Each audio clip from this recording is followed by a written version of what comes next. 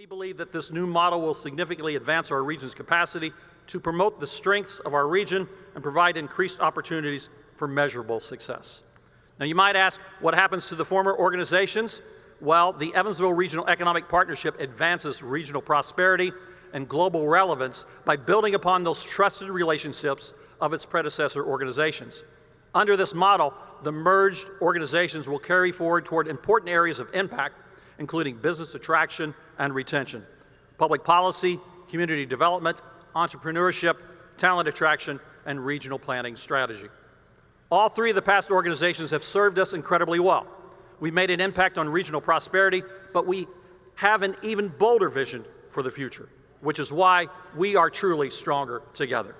We look forward to doing our part as a community and as a critical region of the state to make Indiana's future as bright as possible, as we show the nation how a state can change, can be a change agent for good. I want to thank all the elected officials we have with us here today and thank them for their leadership, and please stand right at the moment to be recognized. First, Congressman Larry Bucshon.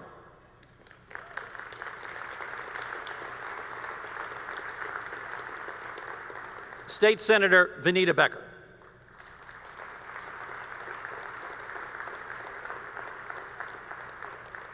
State Senator Mark Messmer.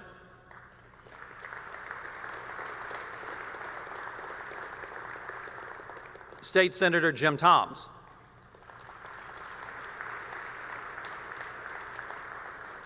State Representative Ryan Hatfield.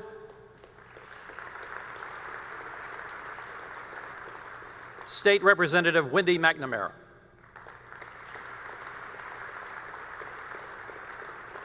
State Representative Cindy Ledbetter.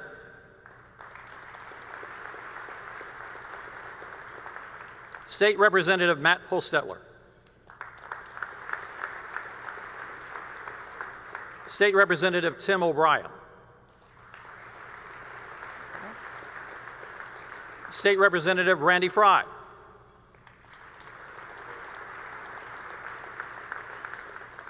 Evansville Mayor Lloyd Winicky.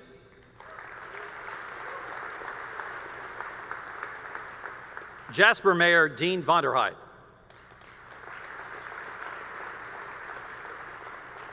Vanderburgh County Commissioner Cheryl Musgrave.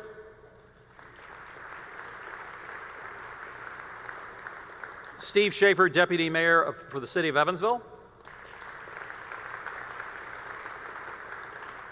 Evansville City Councilman Ron Bean. Now, I hope we have everybody. Hopefully I haven't missed anyone. If we have, it's on me. But if we missed anybody today, please stand and be recognized. Nope, looks pretty, okay. Oh, sorry, oh, Stephanie Terry, are you kidding me? That's awful. So Stephanie just came on our executive committee, so wouldn't you know, that's the person we forget is on our executive committee. That's horrible. Thank you very much, Councilman. So the event isn't really possible without the help of our sponsors, and I'd like to thank them. So for our Sachem sponsors, Centerpoint Energy and Old National Bank, our signature series sponsor, Atlas World Group, the Crossroads of America sponsors, AT&T, Deaconess Hospital, Industrial Contractor Skanska Inc., Kaiser Aluminum Warwick. Our venue sponsor, Old National Events Plaza. Isn't it great to be here for an event live in person without masks and all those kind of things on? Our technology sponsor is Concept Sound and Light. And I want to thank you to Wild Horticulture for providing the stage and table decorations, and all of our corporate sponsors, which can be found in your program. Thank you again to this great group of sponsors and to those companies that sponsor table to this great event. Your commitment to our community and to our organization is a true asset to Southwest Indiana. Now tomorrow, go out to National Record Store Day, as I'll be dropping by both two small businesses here, Atmospheric Collectibles and Space Monkey Records. Please enjoy your lunch, and we'll continue shortly with the program. I'm Tara Barney. I'm the co-CEO of the Evansville Regional Economic Partnership, and I, like my colleague, am very, very happy to see all of you here today. It is fantastic to be in the room with you. And it's always an honor to have Governor Eric Holcomb come with us. We especially appreciate you bringing special guests. Secretary McGinnis, nice to have you here, and Interim Secretary of Commerce Staton, Come as often as you gentlemen would like. You are welcome here anytime. It's great to have you here today. Governor, last year I got to grill you a little bit, and so I'm looking forward to relaxing this year and listening to you and Mayor Winnicky have a good conversation as soon as we get you wired up there. As my colleague Greg Wathen explained, our new organization, which we affectionately call EREP because it's a lot more efficient, is really off to a great start. We are proud of the broad support of our predecessor boards and our many stakeholders in the formation of this organization. We were very blessed by a merger committee that paved the way to the creation of an organization that is committed to prosperity for all and to global relevance for our region. And we have our leadership in place. On the screen, I hope, are the members of the initial executive committee and our officers. I think that's coming. Got that slide?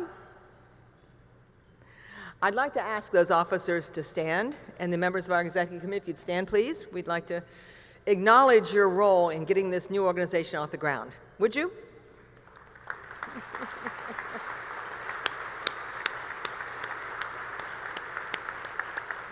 You'll see the officers up there. We've got a great crew to start. Mr. Ryan is our chair. Beth McFadden-Higgins, thank you for serving as vice chair, along with Kurt Begley, who could not be here today. Jonathan Pope is our secretary. Christine Keck, thank you for serving as treasurer and head of finance committee. And Mr. Greenlee, governance chair. We appreciate that very much. In the coming weeks, we'll be standing up the full board of the EREP organization, so stay tuned for more leadership roles in this new organization. One of the covenants that underpin our new organization is a commitment to delivering services and value that you found in the three predecessor organizations. And top of this list is public policy work. We engage in public policy to ensure that we have a high-value business and living environment for the citizens and businesses of this region. And great public policy at the local and state level is key. Everyone here today has a stake, and you also have a say, so we hope that you engage regularly with the friends in the room. Honestly, most of our elected officials here, we kind of have on speed dial, and it's great to have the great partnership we have with our elected officials. And never has that been truer than in this past year. You were with us every way as we coalesced around keeping our local economy afloat, bringing our businesses and communities back with gusto as we navigated through the pandemic. We really value our shared commitment with our public policy and elected officials because it is that conjunction of work between the business and civic community and our elected officials that allows our region to thrive. So thank you again for your great partnership. A round of applause for those folks.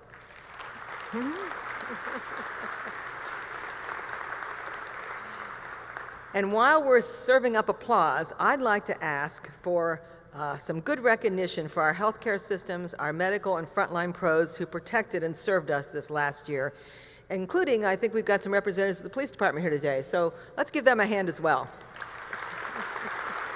Thank you.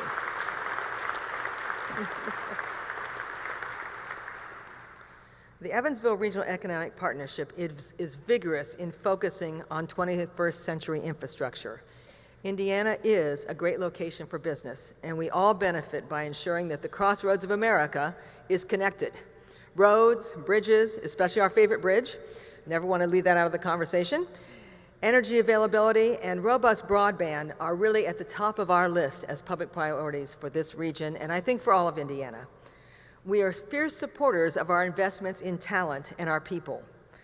Supporting education from pre-K through college and career training has been a long-standing priority of this organization, and it will remain one for, I'm sure, decades to come.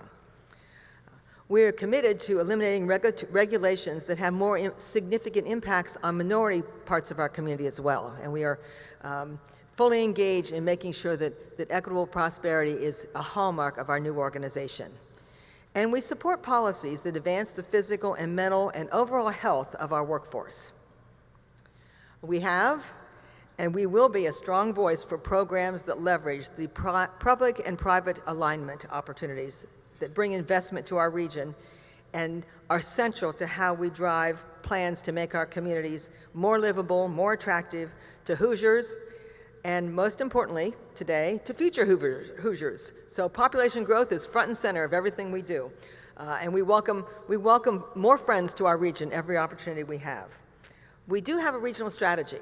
Talent 2025 is setting up this new opportunity that the state has brought to us to advance what we commonly refer to here locally as Regional Cities 2.0. But READI, the Regional Economic Accelerator and Development Initiative, is a much appreciated opportunity. Thank you, Governor. Thank you, Legislature. We are very excited about that huge opportunity before us to advance the work of connecting the greater Evansville region, to making it more connected, more cool, more prosperous.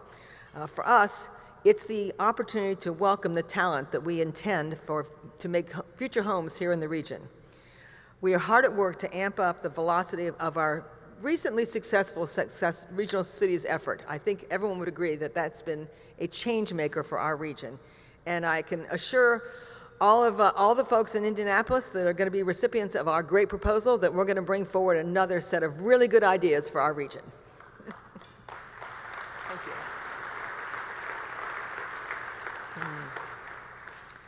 I would be remiss while we're talking about public policy if I didn't thank all who had a hand in securing a measure of liability protection for Indiana businesses. And those businesses did all possible to stay open and to help us through the tough year of 2020. And those that operated with good CD guidance and within the guidelines of our state and local officials really appreciate the fact that they've got the support of the state in protecting their operations.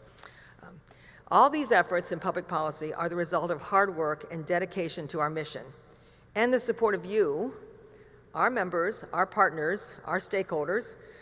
We have impact because we have your support. So personal thanks for your continued engagement in this work and in the work of the Evansville Regional Economic Partnership.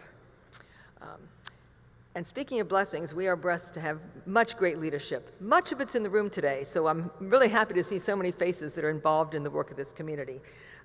Some of it is longstanding, and some of our most committed civic leaders are newer on the scene. It's my honor to invite a gentleman who's become a friend and a partner to all of us in his first months as an EREP citizen. Join me in welcoming Mr. Steve Greenlee, the Senior Vice President of Generation Development with Centerpoint Energy. Steve?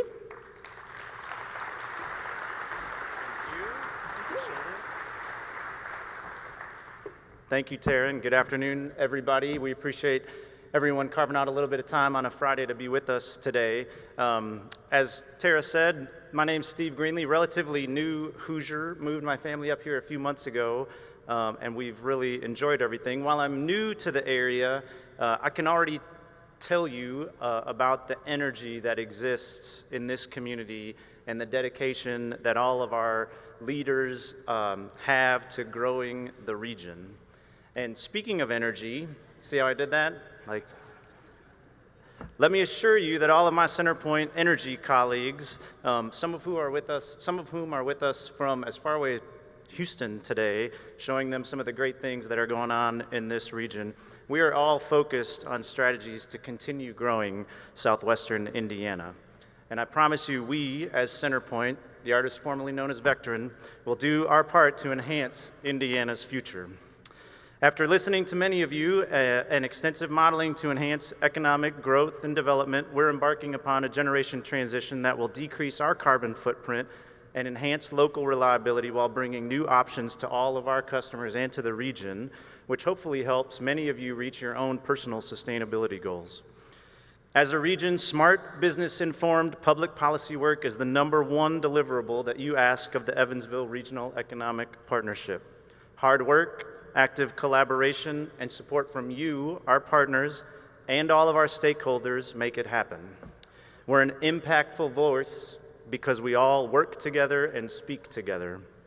Our #1 champion, the individual who leads our state in good years and did extraordinary work through this really crazy past year, and now the man who is working hard for Indiana every single day, is Governor Eric Holcomb.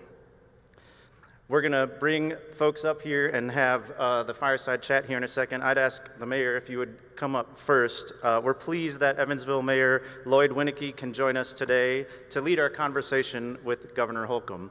The mayor's in his 3rd term, almost 6 months into the 10th year in office. An Evansville native, certainly a glass-half-full style of leader. that really helps push this region forward. Mayor Winnecke believes nice matters. Mayor, thanks for all you do, and welcome to the stage.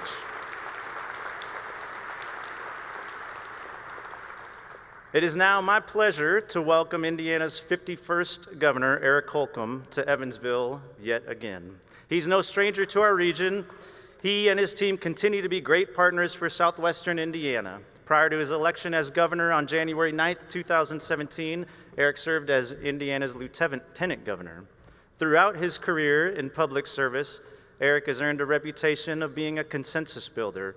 He's worked hard with Hoosiers from all walks of life to build support for a number of initiatives, and is the author of the book Leading the Revolution, which outlined the successes of then-Governor Mitch Daniels' approach to campaigning and governing. A lifelong Hoosier, Eric travels extensively throughout Indiana and the world. He has a passion to sell Indiana to the world, and has led our state to record job growth year after year.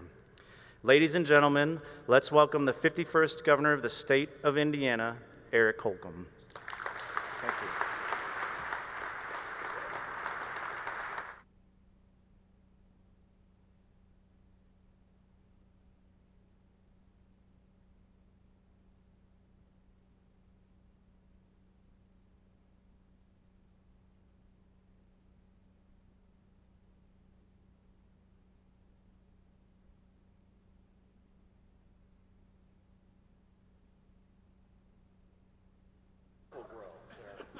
My wife knows I'm stubborn. Anyway, good to see you. Good to have you back. Steve Schaefer and I had the pleasure of dining with you at the governor's residence just about a month ago. And as we were sitting around chatting, you told a story about your grandfather from Knox County. And candidly, I was really moved by it. I've not heard that story before. I thought it'd be a really good place to sort of start our conversation today. Talk about your ties to Knox County and the inspiration that your own grandfather provides. Really was, and I'm glad you said that you threatened that you were going to ask me about that one day, and I thought it was maybe you didn't believe me about the whole story, but I did dig up, and I brought with me, thinking you might ambush me. This is the front page of the Vincennes Sun commercial from 1948. It's the article that I was referring to during that discussion. My great-grandfather and two of his brothers immigrated to Indiana. They settled in Knox County, and those three brothers started a blacksmith shop, smithing as it was called back in the day, started a blacksmith shop in downtown Oaktown. And the newspaper reporter went out to interview Fred, my great-grandfather, and his brother, Philip, about all the changes that were occurring in 1948 in Oaktown, Indiana, and all the changes that he had seen. And so in this very brief article, he describes kind of the transition from the plow to the tractor. He describes how he's no longer the only brick building. It's, if you look out, they're in the door jamb of the blacksmith shop. If you look out and you see all these brick buildings, they're not going to burn like the framed buildings had before. And he just talks about his life and what he'd seen. So he had been in this location in Oaktown, Indiana for 53 years, in 1948. And it was just inspiring to hear kind of his optimistic, glass more than half full version of what was to come in Oaktown, Indiana. He talked about how he had lived. He said, I didn't make a lot of money, but I've lived a very rich life. I've lived a good life. And he referenced the good Lord gaveth and replaced it with rubber. So, like going from, again, to the tractor and to, the wheel, and how he really enjoyed his time making things with his hands, because he said you get to see what you do, you get to see what you make right in front of you. And then what was very interesting to me was he referenced my father, who's in 1948, he's about 7 years old, and he says, and the boy, he's already making things with his hands. He's making things like airplanes.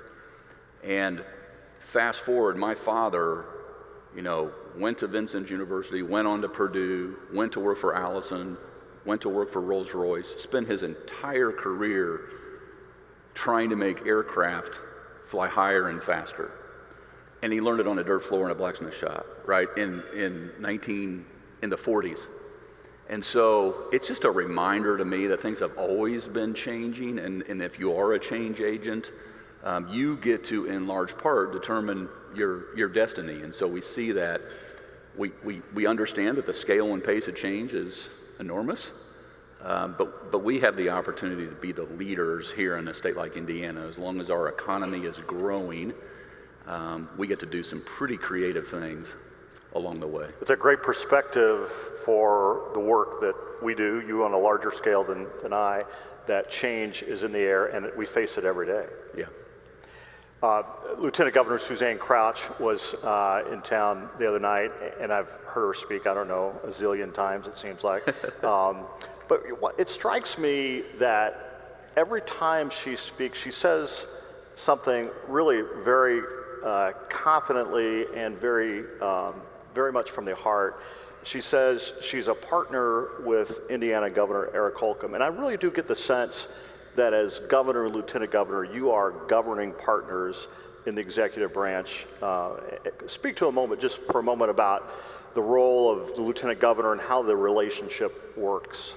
Yeah, in the intro it was referenced that I was in her shoes, although it felt like 20 minutes. I mean, that was kind of a blur. It was kind of on, fast forward. But not only had I watched that office and its responsibilities, but had served in it and understood in my time working for one of my predecessors, Mitch Daniels, for about a decade, who, by the way, we were in this very room in 2008. It's almost 13 years to the week when we were in this room and making a pretty significant and special announcement about the road ahead, so to speak. And then to have a partner like Suzanne Crouch, who understands the role and the partnership with local communities in all 92 counties, who understands the role in the legislature, who understands the role in the executive branch, all wrapped into one, it's invaluable. And so we get to many times go in different directions and really maximize our time, making sure that we're not just connected but accessible. And so we're constantly getting feedback on the ground everywhere we go. And we talk frequently, and we're constantly swapping notes. And if you looked at her schedule and my schedule, oftentimes you would see that if she's in Elkhart, I might be in Spencer, or if she's in Evansville, I might be in Gary. And so we really do play off each other and our strengths, but then we come back together on a very regular basis to make sure that we're not just singing from the same sheet of music, but not dropping any balls along the way. It certainly seems like it's a partnership that's very valuable and genuine. In Steve's introduction, he talked about your administration's record of job growth. And one of the things that strikes me when we chat, and it's not infrequent that we get to visit, but you're always talking about capital investment that's coming into the state, capital investment that's in the pipeline, which means investment in our community and job growth. Recently, our friends at Toyota announced an $800 million plus capital expansion. Talk about where we are as a state in terms of why we're attractive and how you see us continuing this amazing growth. Yeah, $803 million investment and 1,400 new Toyota teammates. You just couldn't have a better corporate citizen than Toyota. Steve, I'm glad you made it to the promised land. Don't mess with Indiana either. But to have a company like Toyota, think about their road from the late 1990s when they arrived on Hoosier soil and planted the Toyota flag in a field. Now they are larger. They got 10,000 plus people going through that gate every single day. They're larger than Princeton. But not just that, they're part of this whole region and this state. And so, we're in frequent and regular contact because they are interested in investing in all these areas that really do kind of set Indiana out in front. Workforce development programs, our economy, our business-friendly tax and regulatory environment, all these things that make it a real joy to report on where we are in terms of CapEx. I mean, last year through Jim Staten is here, as was mentioned, with the Indiana Economic Development Corporation. Last year we had a record year during a global pandemic when a lot of supply chains were shut down. We were humming. We were still making 2 a.m., 3 a.m., 4 a.m. phone calls all over the place. We were looking at that challenge as a real opportunity to separate ourselves from the competition, and it paid off. We had $5.6 billion in CapEx come to our state. We had over 31,000 new job commitments come to our state. We're on track. We're well over 16,000. Jim, you could probably give the update today. It's about time we get that screenshot. But we're well over 16,000 new jobs now, and we finish strong. So the second half of the year, watch out. So even during the global pandemic, when we set the record, CapEx, salary, back in 2005 when we created the IEDC, the average hourly wage was about $18. Now it's close to 30, right? So we're able to get pickier as well about the different sectors and investment that we're trying to woo and recruit. So we aim to obviously keep that high ground, but never, ever, ever rest on that last record. Like, we're always out to, it's not just a slogan, it's the culture. It's how do we improve, how do we take it to the next level, because we know what it leads to, and it leads to helping address infant mortality, helping folks who are struggling with addictions or mental health, or all these, building roads and bridges and internet. And so that's why Suzanne and I are just out on the street as often as we can be in local communities. Yesterday I was in Spencer, Indiana, speaking with a chamber. Wasn't as large as this, but it was just as important. And they are thinking regionally as well. And so we've got a good story to tell, but it requires us to do just that. And you're very focused on selling Indiana internationally. You don't win unless you show up. Right, and I can tell you, I made a quick trip to Tel Aviv because we were invited. And matter of fact, we had met for dinner at the residence, and a few days later I was on my way. And we had only received the invitation, and when it became official, I said, yeah, I'll come. And a friend in need is a friend indeed. I'll of course, what can I do? And we found a way to get there. And while there, it really, I heard time and time again from the foreign minister to the prime minister to others. Ended up getting a meeting with a company while I was there who was just blown away that I would show up and said, I'd like to meet with the governor on Israeli soil. So we did. I said, I got between 10 p.m. and midnight. We fly. We take off at 12:45 a.m. He said, I'll serve dinner at 10 p.m. at my house. Can you slide by? I'm in Tel Aviv, Jaffa. We did, right? And those kind of impressions and commitments really do make a difference. And time again, I heard, boy, you're fast, and you're first. The Prime Minister said, and no one gets to be first again. Like, you're first. And I, quite honestly, I said, well, actually, the U.S. Secretary of State beat me here. Now, he has a bigger aircraft. He wasn't flying commercial. And I said, he beat me here by about 2 hours. And he said, you confirm first. Nice. So it may have taken me longer to get there. Not long. But you don't get a second chance to make a first impression. And so we'll continue to sell. And we can go as deep as you want to go about our location, about our access to talent, about our environment, business environment, because we know good things come from that when we get that opportunity. Sometimes you got to create it. Earlier, Tara mentioned the success that Southwest Indiana had with regional cities, thanks to the program that your administration has put forward, and thanks to the funding approved by the legislators. So thank you, every member of the House and Senate that helped us there. You created a new program, essentially equivalent to regional cities, called READI, funded at a very generous amount, I'd say. Talk about your vision for READI and how you see that $500 million being distributed. Yeah, I have heard it on occasion referred to as Regional Cities 2.0. It's really like if you were to use regional cities as the example, it'd be regional cities times 4. You know, this is a massive financial commitment from the state, but even more so from the local communities and stakeholders, philanthropic, municipalities, businesses, all coming together. It's what you guys have been doing. You were for regionalism before regionalism was cool, right? You were kind of an example of the good that comes out of thinking bigger than yourself. And so seeing those efforts around the state occurring, seeing what good came out of regional cities. I mean, you know, that was 26 million down here, 26 and 20, or 42, yeah. 42 and 42 for 126 million total. This is 500, right, million.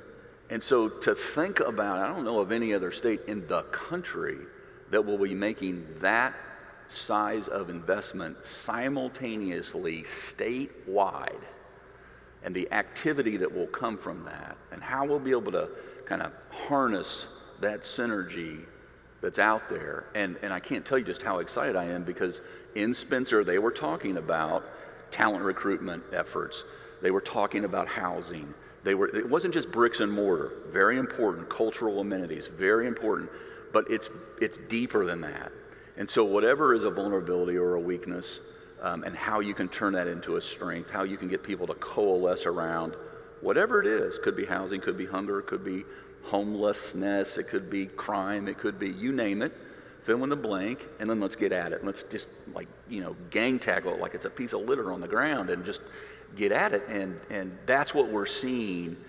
And fortunately, you know, Evansville, this region, your regional cities, I mean, you've got a lot of people looking at your first application because you were so successful. And I'm not just pandering, you know, to the audience, but truly was. I mean, you turned that 42 million into about 563 million, I think it was, at the end of the day. And so people know they don't want to see the train leave again without them being on it. And to know that it's happening, and that kind of discussion is happening in all 92 counties and at some level, it's pretty exciting to think that we're going to be able to continue to invest to keep our talent and to attract more in migration. And that's key, because, you know, you look at what our employers are facing in terms of, we'd grow if we had the workforce, and we'll grow at the pace and scale that we get workers and that talent. And so we've got to be able to, again, you know, carpe diem. We got to be able to seize the day, and we have the opportunity to do that. And you know, in a few months, come December, you know, that committee that will review those READI grants are going to come together, and they're going to make some big decisions that will last for, we said I-69 was, you know, generational. This is truly, what you've already done is generational, but then to come on top of that again and more,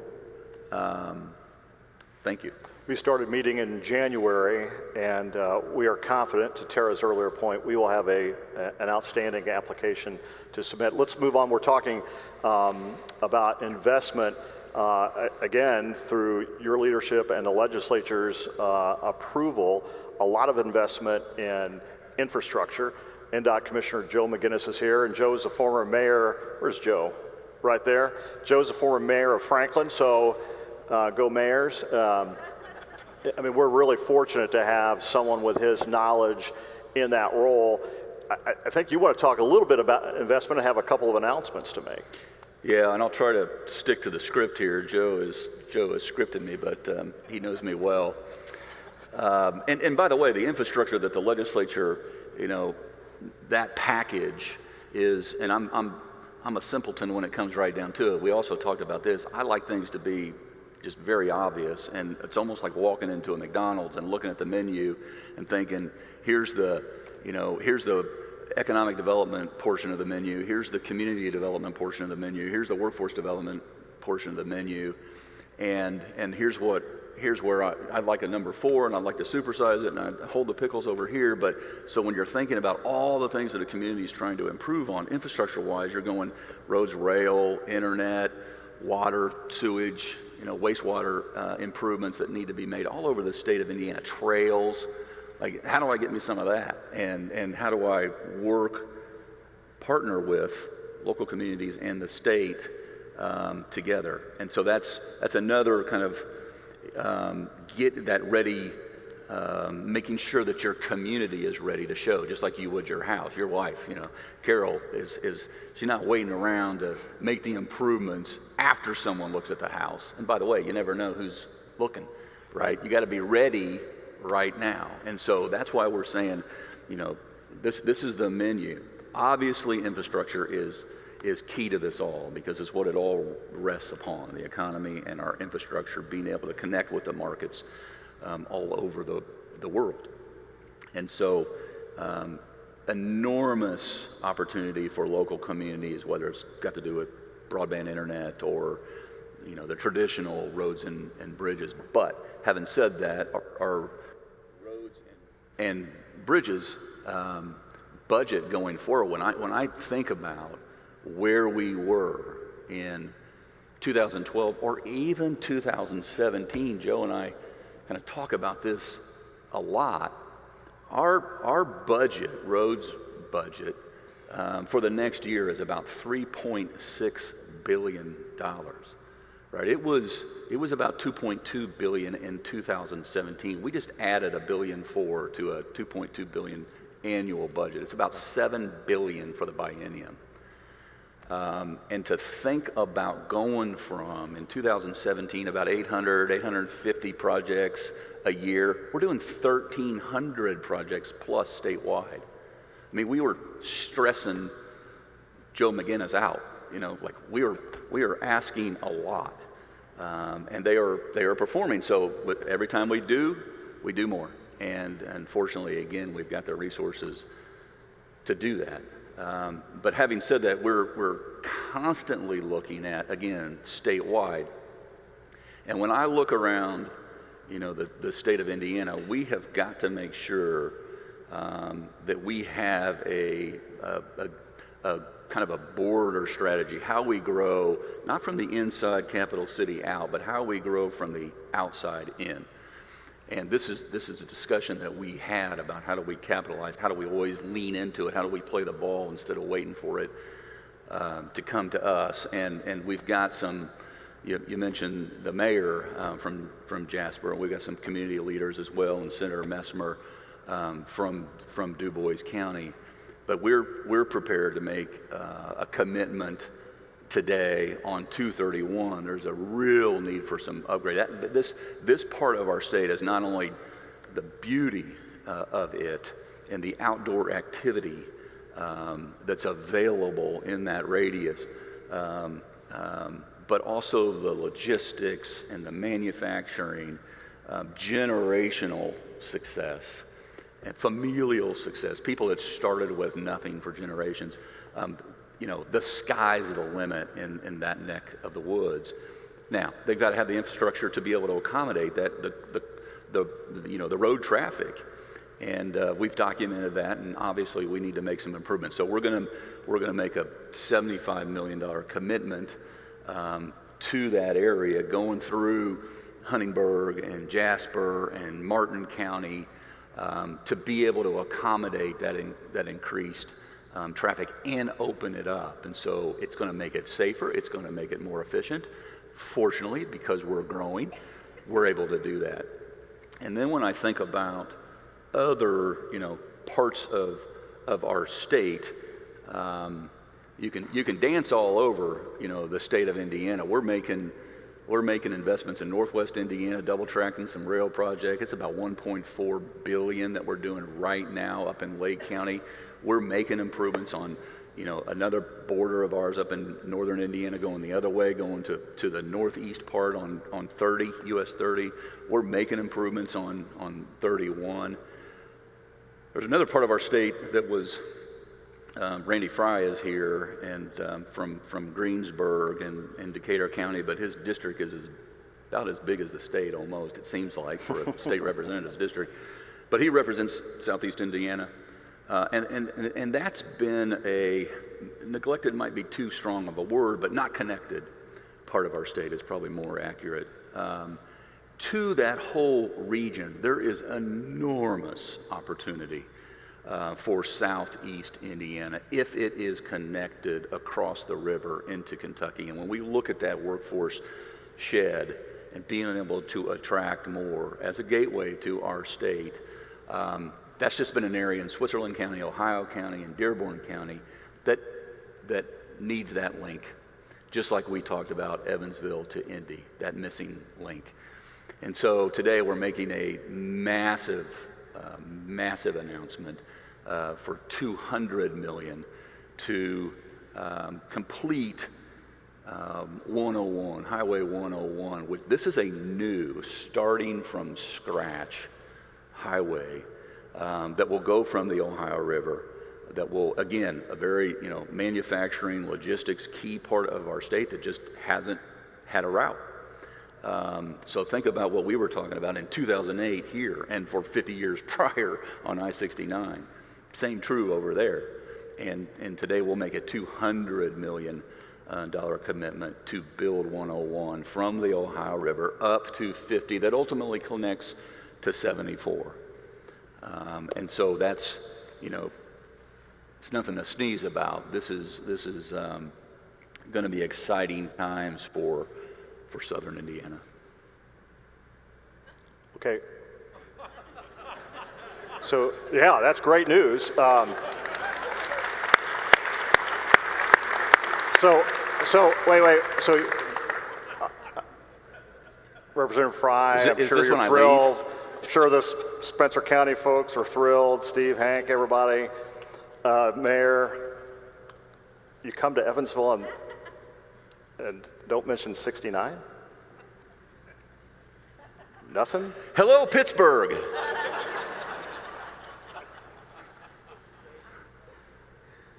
You want to talk about I-69? Let's talk about I-69.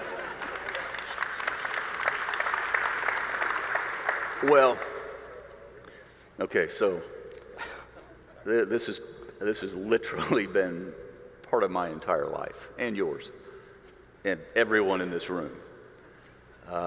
And it's thrilling to be here just to talk about what's already occurred.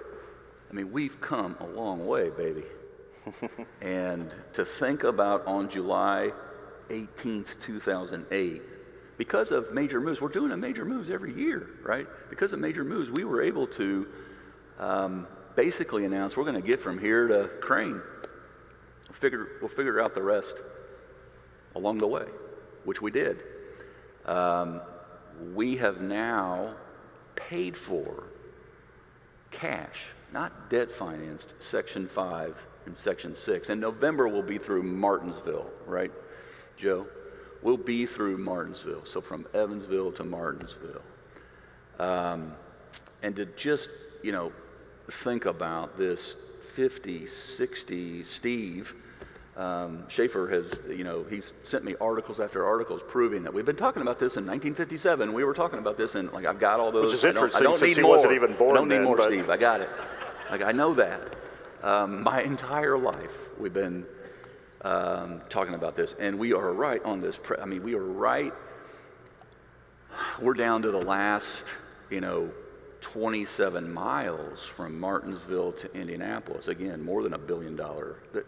We're in the process of replacing 14 different traffic signals right now. We're in the process of replacing building all the access roads, 35 miles worth of new access roads, replacing all these bridges and rebuilding bridges along the way. We do know that all that gets done. Bob Cook is here as too. He's been relentless as well, thankfully. I think about David Graham. I think about all those folks who came before us. I think about Matt, your dad, how much time, sweat, tears that was put into making this not just talked about or reported on, but actually a reality that we drive on. We still have some unfinished business. We will, because we poured in cash into Section 6 and moved that completion date up 3 years, we are now faced with what's next. The remaining part of I-69 on Indiana's side is that major interchange between 41 and 69. And then what's truly the last mile, and it's about 1.5 miles, I guess, that actually connects to where that bridge is going to be. We're announcing also today a major commitment of another $200 million to complete our side of the river's work. Done, the last 1.5 miles, years in advance. So it is game on. Kentucky will not be waiting on us one day. We're ahead of schedule, under budget, because again, our economy has been flourishing and enabled us to make these decisions all across southern Indiana, including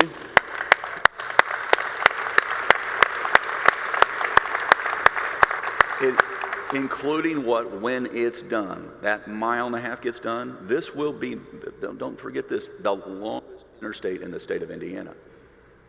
So we've got a lot to be proud of, because I think about that bridge and what it represents, both structurally and symbolically. It is all about perseverance and progress and unleashing the true potential of this region. So, I would just say, give yourself another hand, because we did this. Slogan says stronger together. We did this together, and here we are announcing that true final mile.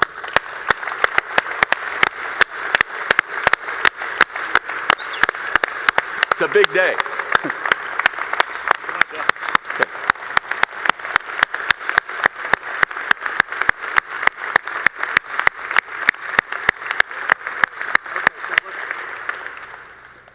So funding is in place for, funding is in place. I can, maybe.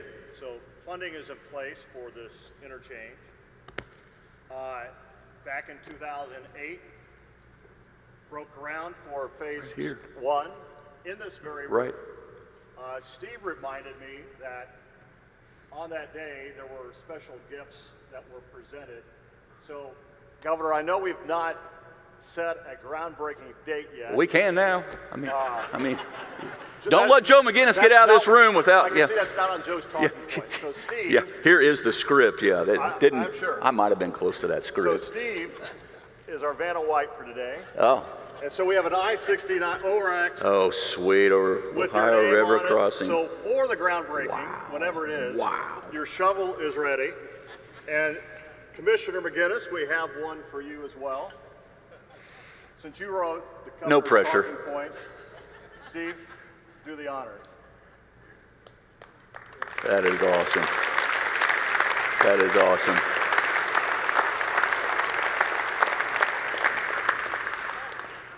So I don't know when the groundbreaking is going to be, but when you come with your own shovel. I will be here. I won't miss that for the world. And I, again, it's just, thank the legislature, thank the everyone that made this possible financially, because it's just when our competition is looking around thinking they're paying cash, they're paying down debt. Like I said before the pandemic, going into it, we're strong going into this. We're going to be stronger coming out.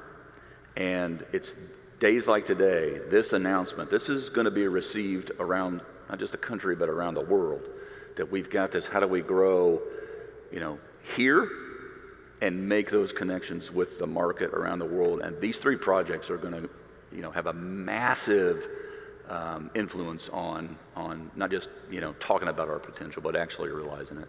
Well, we're grateful for your commitment and the commitment and belief on the part of the legislature to fund these nearly $500 million worth of projects announced here today.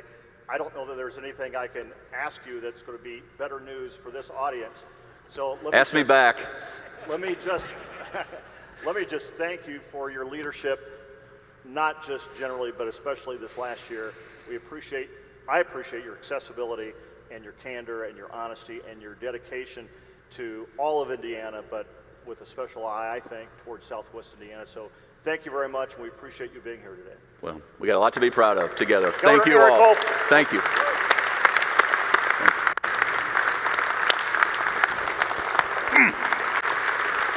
History.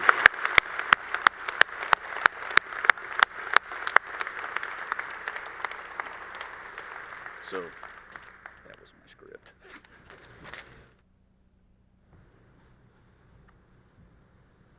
Well, pretty exciting news here.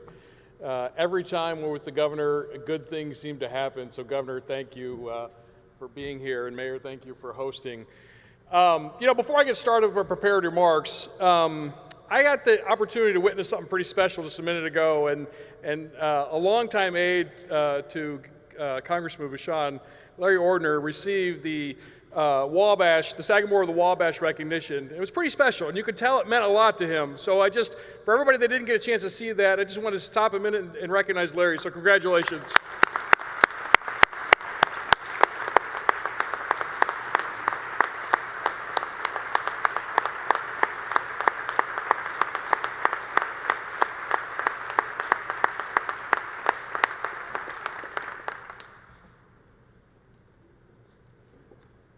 We had, I think, 400 people attending today and hearing some pretty phenomenal news about some great investments. So thank you for doing that. And as mayor, you've sometimes referred to that highway interchange as a cul-de-sac. So I guess we don't have to think about it as a cul-de-sac very much longer. So Governor, we're very grateful that that's in our rearview mirror, so to speak. Governor, you and your team delivered news for us that was incredible for Evansville, but not only for Evansville, for the entire region and for Indiana in total. So thank you for coming, and as always, you're always invited back. And because you came today to share with us great news, the Evansville Regional Economic Partnership is going to make a donation to Mesker Park Zoo and Botanic Garden for their community membership program. And hopefully you saw on the governor, he had his penguin pin on.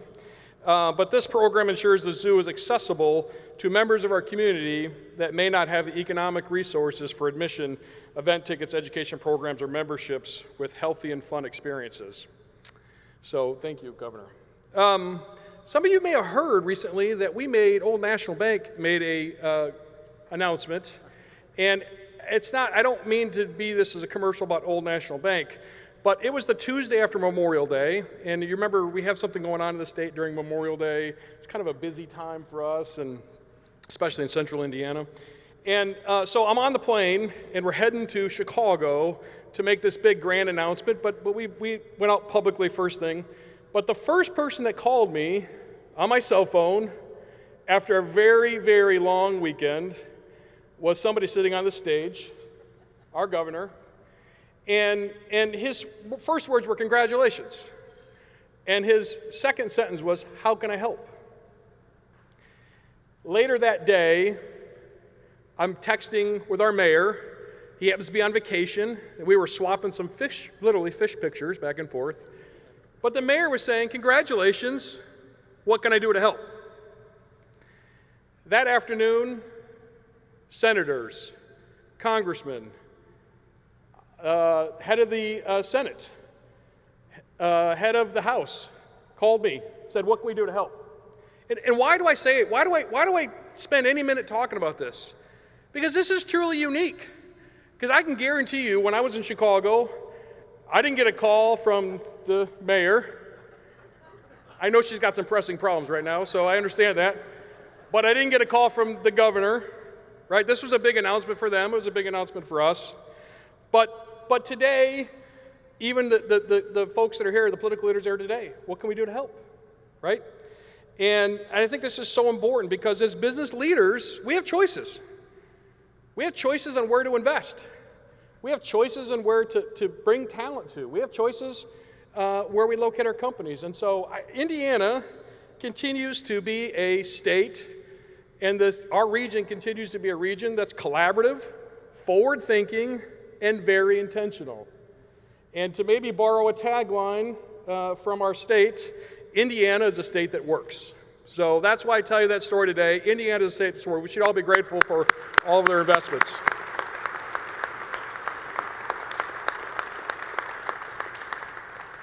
Again, the consummate gentleman is whispered congratulations again. So thank you to all of our supporters here. I think we got their names. And our sponsors. Thank you for coming today. We're so great to see everybody in person. We're so glad you're here as we continue to advance the work of economic development here in our region.